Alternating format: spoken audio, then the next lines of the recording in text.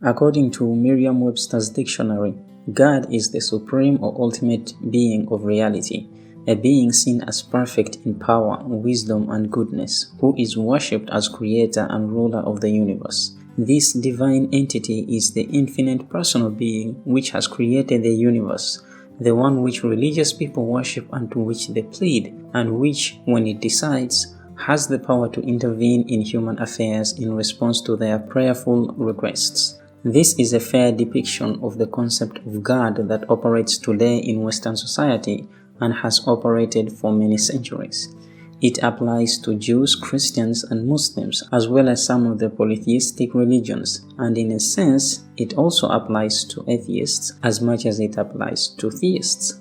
This is the God whom people wholeheartedly or tentatively believe in, and equally whom people wholeheartedly or tentatively believe does not exist, and whom Nietzsche declared to be dead. It is this understanding of God that we will be discussing in this video.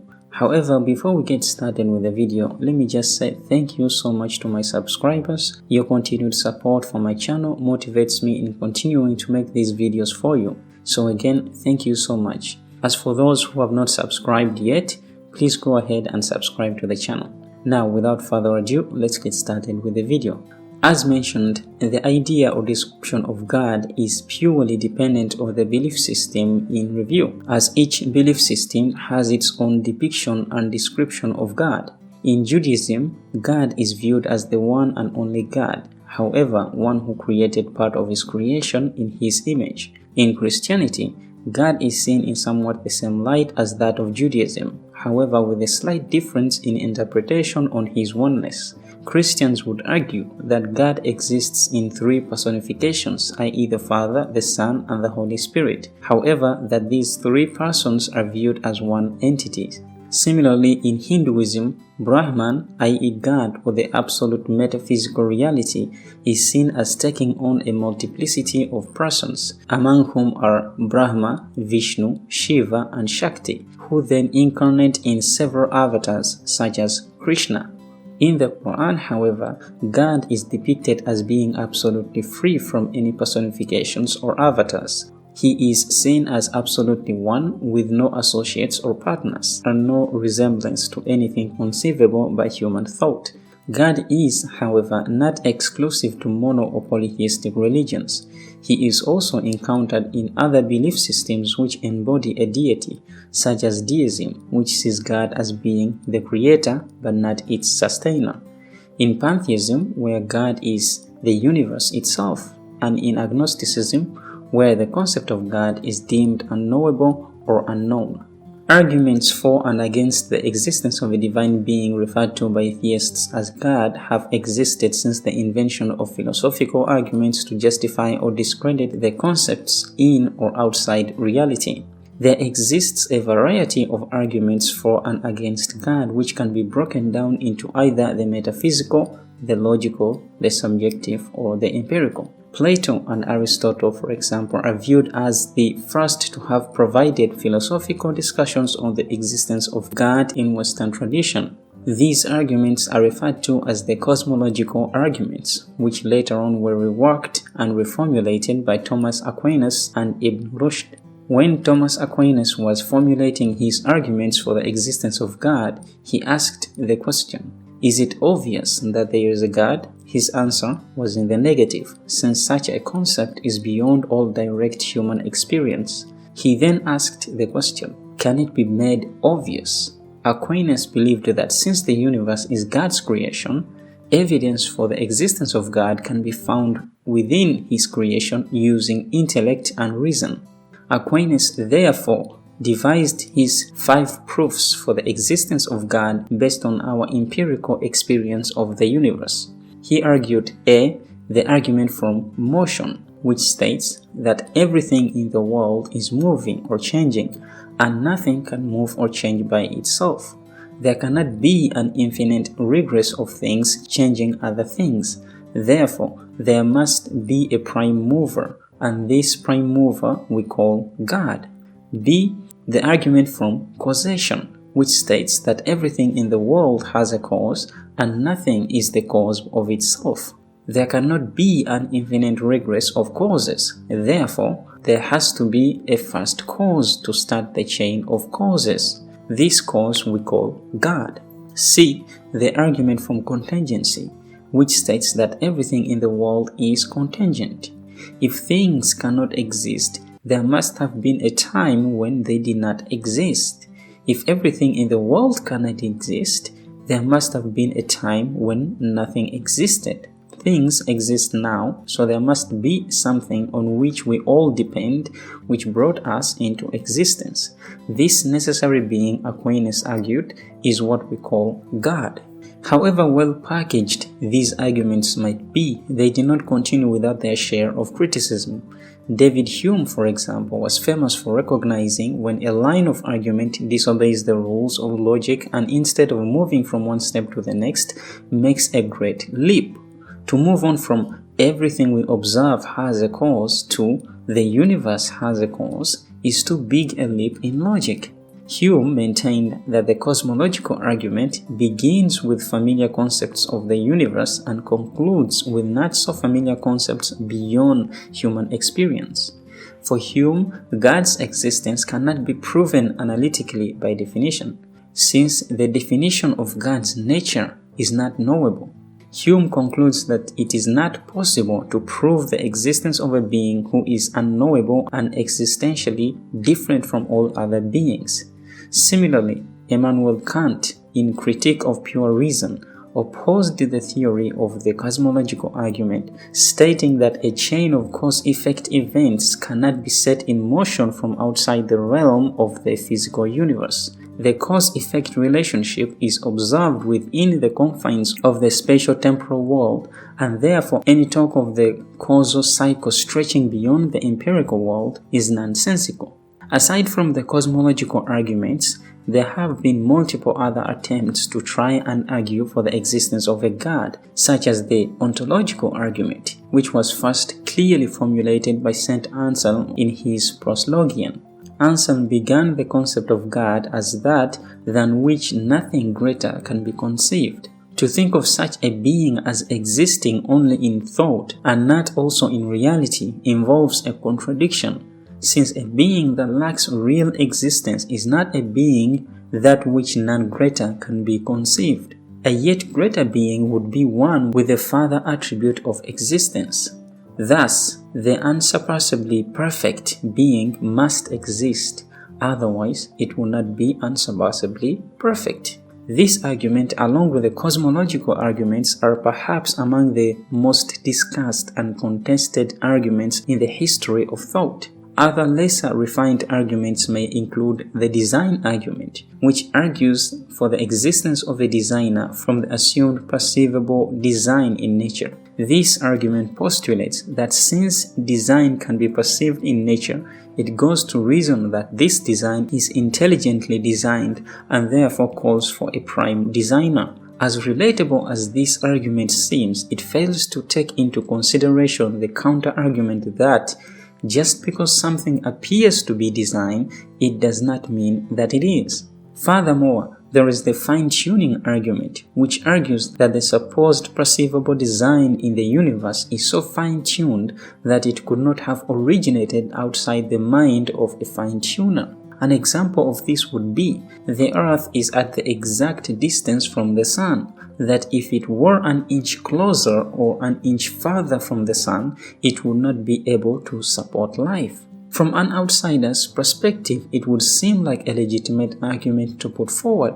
However, the weakness of this argument is that it is strictly dependent on an intelligent mind to interpret that as being fine-tuned. It presupposes that for something to be fine-tuned, it requires life to have formed in that place, because people often think or mistake that life is the absolute best creation out there. People often make the mistake of assuming that the purpose of the existence of the universe was or is to support life, and without life, the universe loses its purpose. However, regardless of whether there is life in the universe or not, the universe would still exist, since it existed long before life existed. would someone then claim that if life does not exist or life was not there within the universe, would that mean that the universe is now not fine-tuned because life does not exist in the universe? There are certain other similar arguments or reasonings that have been put forward throughout the years, such as Pascal's wager. However, all these are less debated in the field of thought, since they have been opposed to such an extent that it wouldn't be necessary for me to go into details concerning them. Although all these arguments might have some merit of their own within their respective fields, they have led to much discussion and interpretation by philosophers and theologians across the Western academic milieu. After having examined multiple arguments for the existence of God, I have yet to encounter one that solidifies its arguments, and as such it has come to my conclusion that perhaps no argument can prove or argue for the existence of God to a doubt-free satisfaction. Perhaps this is why religions require belief in the existence of the divine instead of gnosis or certainty. In my understanding, the belief in God can be likened to the belief in extraterrestrial existence. Several scientists have devoted much effort in trying to discover extraterrestrial life. The reason behind this search, I believe, is due to the disbelief that Earth could be the only planet in the universe suitable for the development and sustenance of life. This disbelief is largely due to our observations into the cosmos and the nature of our own planet. Because we can observe life around us, it seems inconceivable that life could only have developed on our planet, and as such we use these observations as the default to theorize and argue for the existence of another life in the cosmos. In this case, belief is a mere assumption of the unknown, and that assumption is made based on what is observable. So there is essentially no problem with the previously presented arguments for the existence of God. However, they should not and cannot exceed the level of plausibility, however reasonable or rational some of them may be as opposed to others. We can take inspiration from Aquinas' train of thought of arguing for the plausible existence of God because of what we can observe from within or outside nature. Surely, it is not inconceivable for one to claim that this is not the only planet in or outside the cosmos upon which intelligence could have risen, especially when taking into account how spacious the universe is. With this mindset, it then becomes a feasible theory based on observable data for the possible existence of a higher power, provided that the journey to that plausibility is arrived at using reason and logic. However, it should be stated here that this is not a conclusion that God exists, rather a theory for the plausibility of the existence of a higher intelligent consciousness, perhaps not an anthropomorphic higher intelligent consciousness, but a higher intelligence nonetheless. With this as the backdrop, it then becomes the responsibility of the observer to figure out what his or her role or relationship to that being is. Does it require me to acknowledge or believe in it? What is it like? Has it been in contact with us? If it has, what was the reason of this contact? It should not come as a surprise to assume that this higher power could be an intelligent power or force due to the workability factor within the universe. The universe operates according to certain laws, which as far as we know are responsible for the uniformity that we can observe in the universe. So the question becomes, is the universe really uniform? Or is this uniformity assumed rather than evidenced? By uniformity here, I am not implying design or fine-tuning. I am merely referring to the way things operate within the known universe. An example of this would be, given an environment with a gravity similar to that on the Earth, an object will fall to the ground at a speed that correlates to its mass. So, the more mass the object has, the faster it will fall to the ground. This is the uniformity that I am trying to suggest.